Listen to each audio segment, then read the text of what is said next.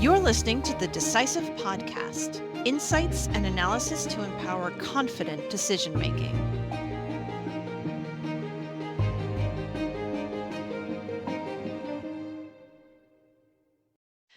Welcome back to another episode of the Decisive Podcast, brought to you by S&P Global Market Intelligence. I'm your host, Kristen Hallam, and today we're raising the curtain on the Inland Distribution Conference. The conference will bring shippers, logistics companies, brokers and forwarders, warehousing and distribution companies, LTL and truckload carriers, and supply chain technology providers together in Chicago starting September 30th. To tell us more about what's on the agenda are two expert journalists from the Journal of Commerce who will be co-chairs and moderators at the conference. Eric Johnson, Senior Editor Technology, and Bill Cassidy, Senior Editor Trucking and Domestic Transportation. Welcome, Eric and Bill. Thank you. Thanks, Kristen. Glad to be here. Eric, what is the Inland Distribution Conference, or Inland 24 as it's known this year? How did it come about and who does it serve? Yes, this conference started in 2013 and it's aimed at a subset of the North American containerized supply chain market and really focusing on surface transportation modes in North America, meaning truckload, less than truckload, intermodal rail, drayage, a little bit of domestic air freight, and increasingly now that includes cross-border transportation between the US and Mexico and the US and Canada. And in terms of who it serves, you listed some of the companies in the intro that it's definitely targeted at, which are the cargo owners that are moving goods from point A to point B, and all of the service providers, whether they be ones that don't own assets and are involved more in the coordination of those moves, or the asset-based service providers, aka trucking companies or railroads that physically are moving those goods. So it's really trying to get that whole ecosystem together, understanding each other a little bit better, predominantly in service of the cargo owners, right? One thing I like to think of, Eric, too, is that we have TPM, which is our Trans-Pacific Maritime Conference, really our global containerized shipping conference. I like to think that inland, in a sense, picks up where TPM leaves us, near the docks, at the distribution center maybe, but moving freight inland from the ports or the airports to its final destination.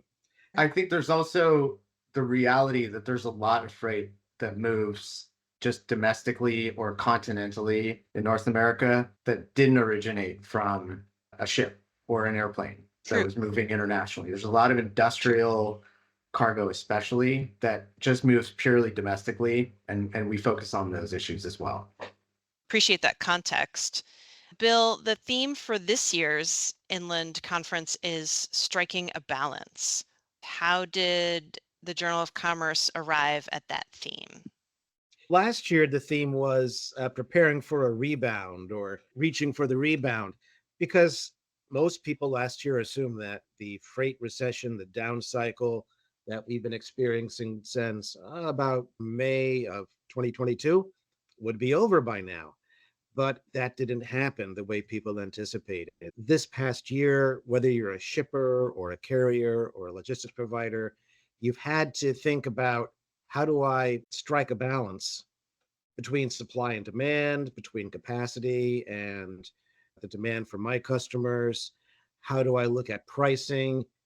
Finding a balance that will allow you to, when the rebound does occur, to be prepared. Yeah, Kristen, I think it's important to understand that there's hardly any industry that's more cyclical than the North American trucking industry. And so there's always this sort of concern that even when things are good, the worm is going to turn. Whether they're going well for you or they're not going well for you, there's always that look ahead to when things are actually going to shift, because they always shift. Usually it's pretty predictable in terms of how long the cycle lasts. In this case, it's been a pretty favorable cycle for shippers, but if you talk to them now, it's less about how happy they are at all the savings they've made and more about doom, about what lies ahead when the market turns against them. It's like a very anxious industry in a way. We've never had, at least in the past 20 years, this long of a downturn in the trucking intermodal rail market. We're in the third year now. We've had the threats of rail strikes. We've had the threats of other labor actions. And you think about, too, the Red Sea issue. Mm. All these things add up to make a very unpredictable and volatile market for the shipper or the cargo owner. And striking a balance again comes back trying to find your balance amid all that volatility. And it's not an easy path to tread. That's probably a great segue into my next question, which is what are the main concerns of those who will be attending the conference? And maybe we can take it segment by segment here, starting with shippers. Bill, what's in their worry closet? I love the term worry closet. I'm going to have to add one to my house here. And I can just put my worries in it and lock it away You'll for a have to while. keep expanding it maybe, so be careful there. I think, the biggest worries that shippers have, certainly domestic shippers, and these are people who might be manufacturers, they might be retailers. They're certainly importing goods and they're also sourcing domestically too. I think their biggest worry right now is when they're going to see higher demand for goods. And when that higher demand comes, what the impact on price is going to be and how can they control it. Because they saw prices get way out of line in 2020, 2021, 2022, even amid all the disruption caused by the pandemic, all the high demand that people had for goods. The past 2 years have been completely different from that. But they're looking ahead, I think, to this holiday season, but beyond that to 2025, and wondering just how much of a resurgence in demand might they see. And cost, of course, is always a big worry for shippers. The shipper typically wants to, spend as little as they need to get goods moved from point A to point B. But there's so many complicating factors in that now, including visibility into freight movements and a lot of other issues, such as cargo crime, which we'll talk about, that is very difficult for them to really predict and to budget for prices in the year ahead. What about logistics providers, Bill? What are their main concerns going into inland? I think one of the big concerns for logistics providers beyond general demand is what's going to happen with capacity as we go forward. And capacity meaning tractor trailers, trucks, space to put freight in. Right now, they've got plenty of capacity because trucking companies built up their capacity mightily during the pandemic and now have way too much capacity. But as that continues to slowly drain out of the marketplace, brokers who right now have a hard time finding enough loads to make their margins worthwhile, are going to be thinking about, okay, where's the capacity going to come from? What are the costs going to be to me as a broker? I'm going to pay more for this and charge more for it. Will shippers accept that when it comes? So it's very similar in some ways to what the shippers are seeing and thinking, with a bit of a difference as a supplier, because the third party, the broker, has a foot both in the kind of the shipper camp and the carrier camp, providing assets and providing loads. So they're also very eager to see trucking rates increase because truckload rates, spot rates, which they live on, have been so low. You're seeing a large number of smaller brokers fold up and leave the marketplace. And it's such a competitive market on the domestic 3PL side. I think some people consider it commoditized. And in general, when the market turns down as it has, you just see a lot of those intermediaries close shop or get consumed or acquired by other larger brokers generally. We haven't seen as much of that as we might have anticipated this time. Maybe the technology is enabling them to stay in the game. Maybe they banked some profits during the pandemic where they were able to live on longer. We haven't seen this huge exit, so it's stayed incredibly cutthroat, and there's a need to differentiate in small ways that can seem imperceptible to the outside, but on the inside is noticeable. because there's literally thousands of companies. So there's not a high barrier of entry if you're just a pure non-asset based service provider. So it'll be interesting. When the market does turn, they should be in a decent spot because they will have bought capacity from the truckload carriers at a lower rate than they can sell it to shippers once the market gets a little tighter. They're all waiting for that turn, I think, even more in more anticipation than the actual carriers. So let's move on to intermodal and trucking companies. Bill, what's on their minds coming into inland? I can tell you a bit more about the trucking companies than the intermodal, but I think they have a lot of common interests. The intermodal marketing companies work with the railroads almost as their parties again to place freight. The trucking companies, the asset-based carriers, their main concern right now is price, and it's the opposite concern from the shippers, from their customers, because they've been working for the past 2 years with lower prices on the spot market, which are now below the level that is required to maintain a company's profitability. So they're running in the red in many cases. Some of them, as Eric suggested, just as brokers banked some money in 2021, 2022, so did a lot of small trucking companies. And a lot of the large trucking companies have continued to make money and be profitable, even if their margins are compressed.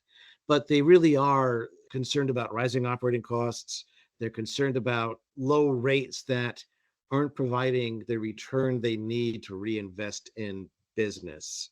They're concerned about what they're going to have to pay drivers when the economy picks up and there's more freight moving on the road.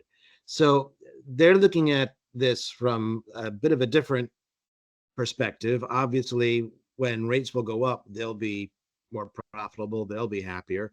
So again, they're trying to strike a different kind of balance, but both shippers and carriers are in a similar bind in a way.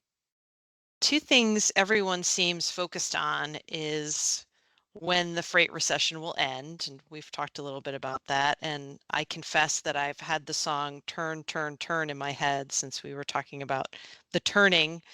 Seems to be a theme going through here. And the other thing is whether pricing will rise substantially.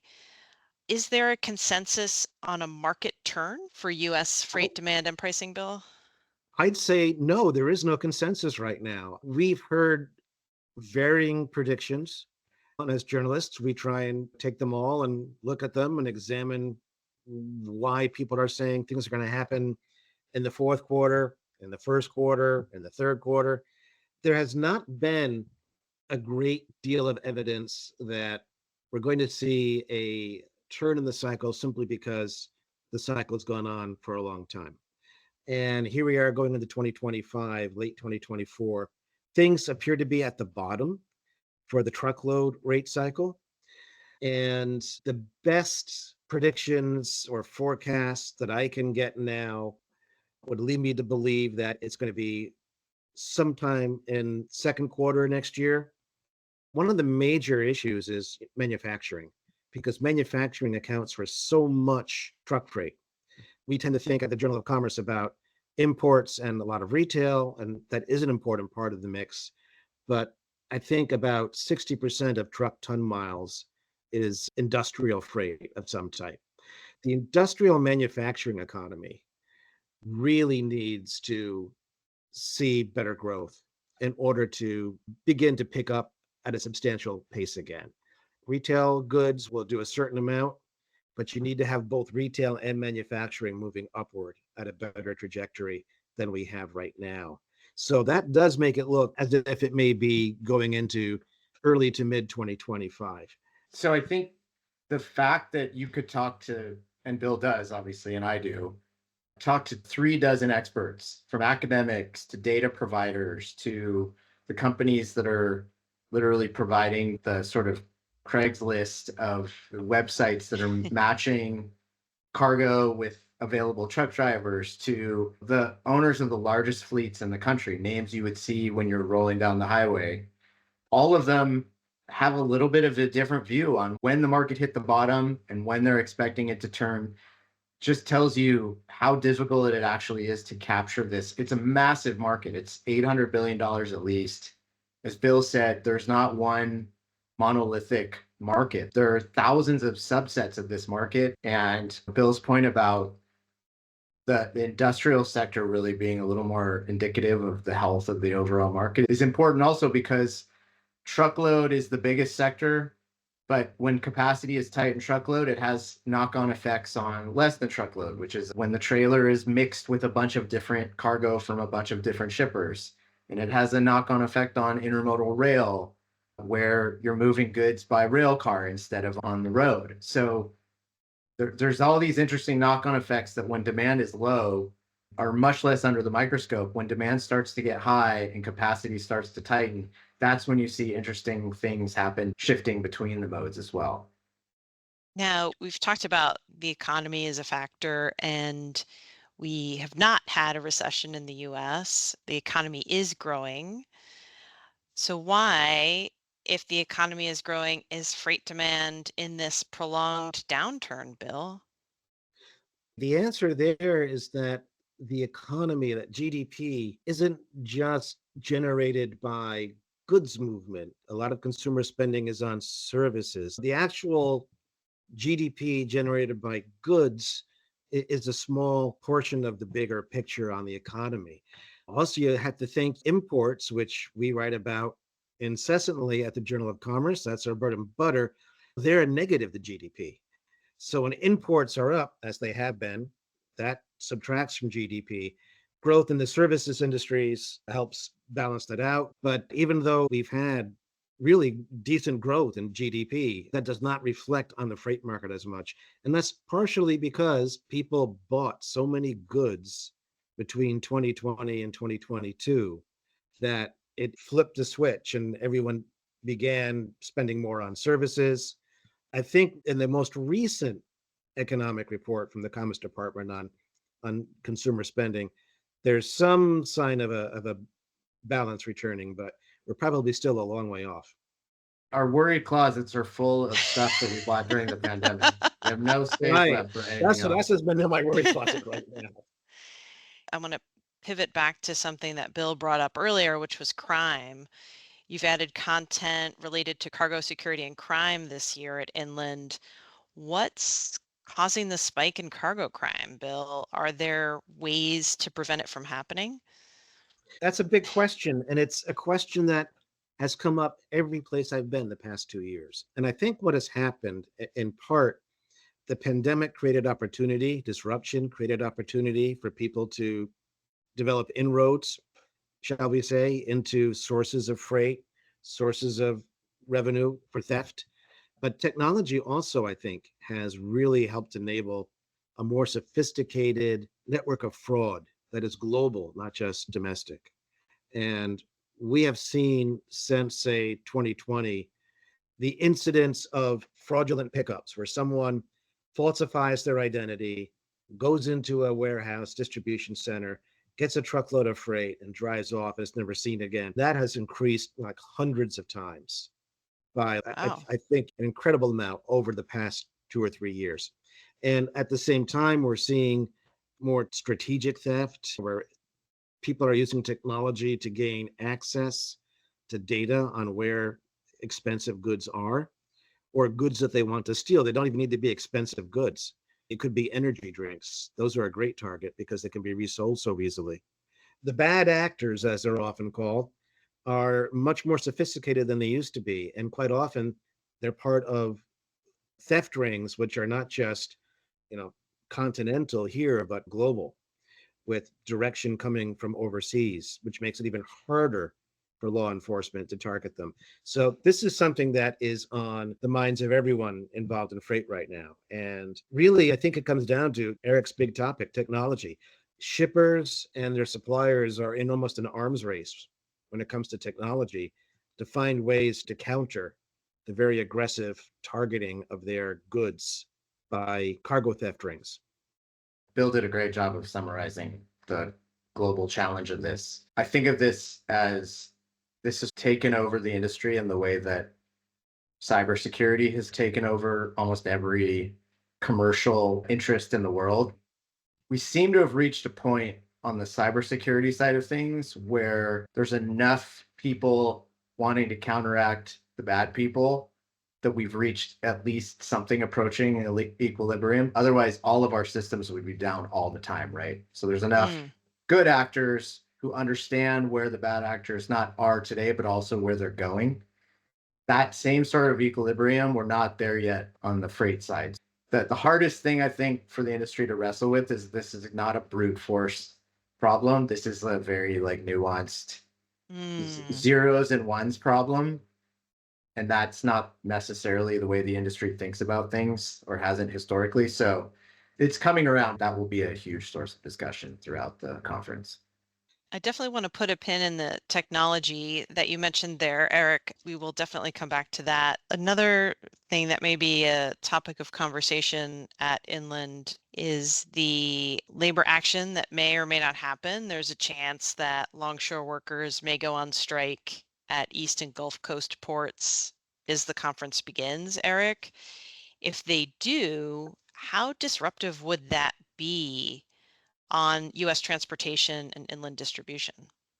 Yeah, I swear we did not mean to time the conference for the exact expiry of that contract. I think probably even if we had tried, most people would have presumed that this contract would have been signed prior to the deadline. It is looking increasingly likely that there may indeed be some sort of strike or lockout action. And we're talking about ports all along the US East Coast and Gulf Coast. Obviously, a significant amount of trade and freight and economic activity impacted.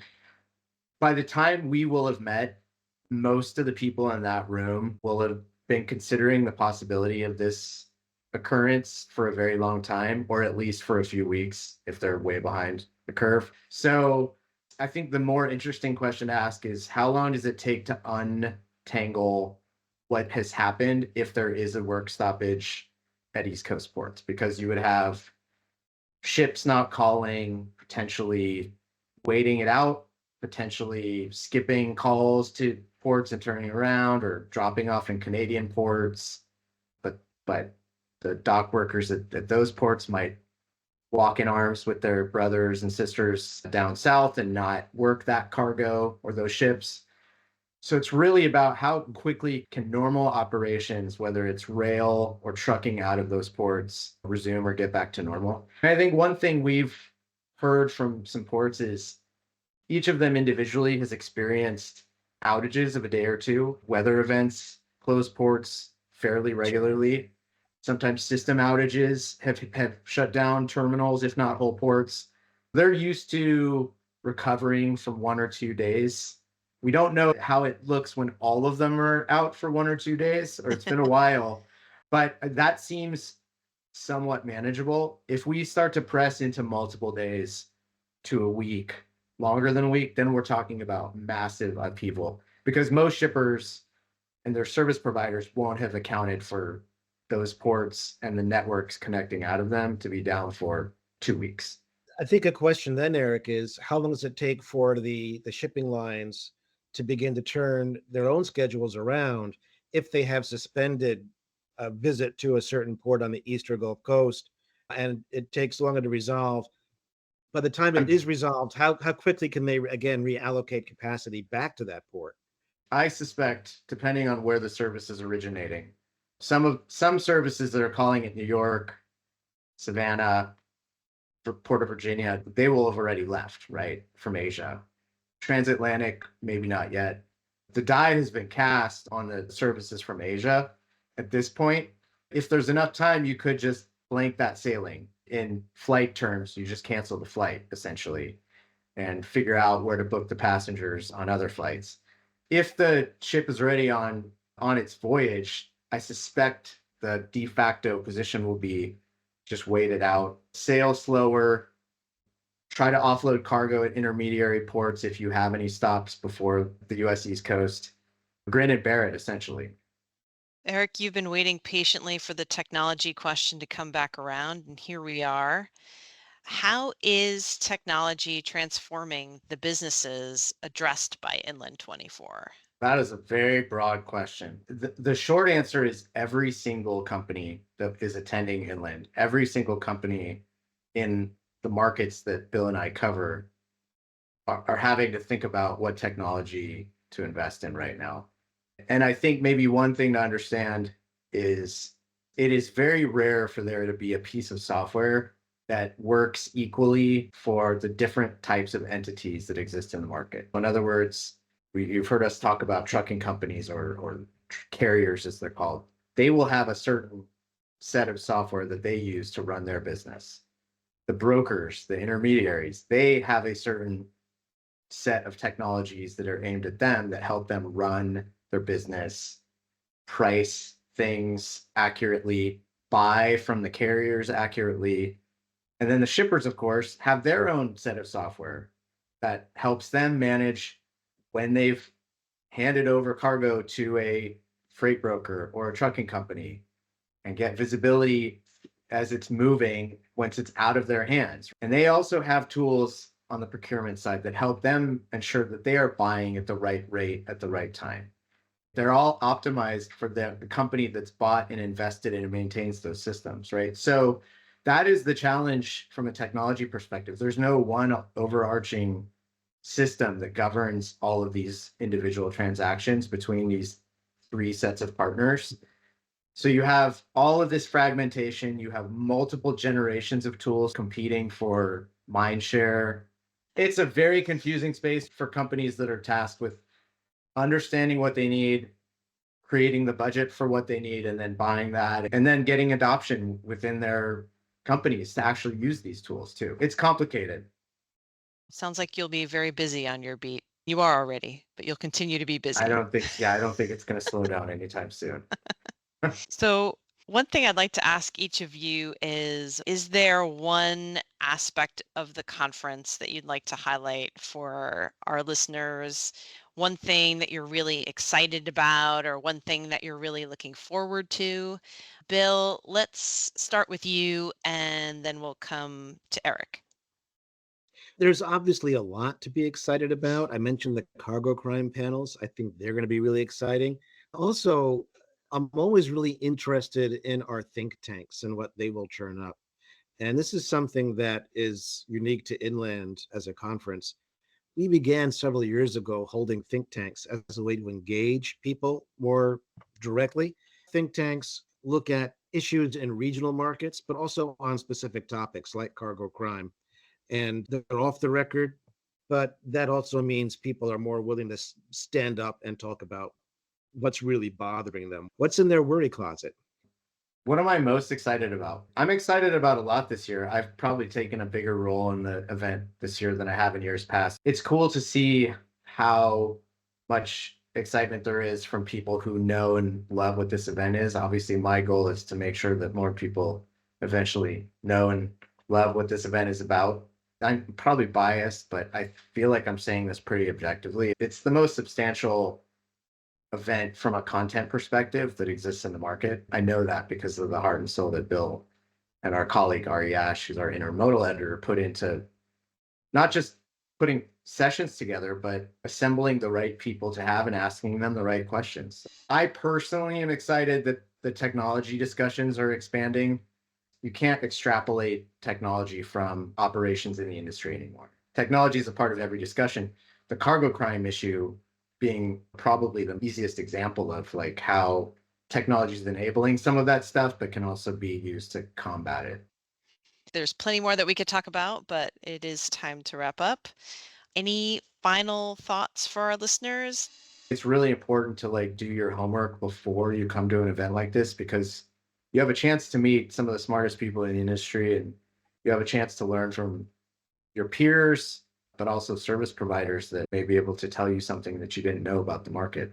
Or people like Bill and Ari will definitely tell you something that you didn't know about the market. We're going to throw a barrage of information at you. I would second that because we have not just one type of medium that we engage people with. There's a smorgasbord there, you could say. Choose your adventure. Yeah, choose your I adventure. love those books. Yes. There's a lot of opportunity for people. All right. Thank you both for sharing your valuable insights on Inland. I will drop a link to the conference website in the description of the episode so our listeners can check it out. Thank you for listening to the Decisive Podcast from S&P Global. Please subscribe and join us for next week's episode. Until then, stay curious and stay informed.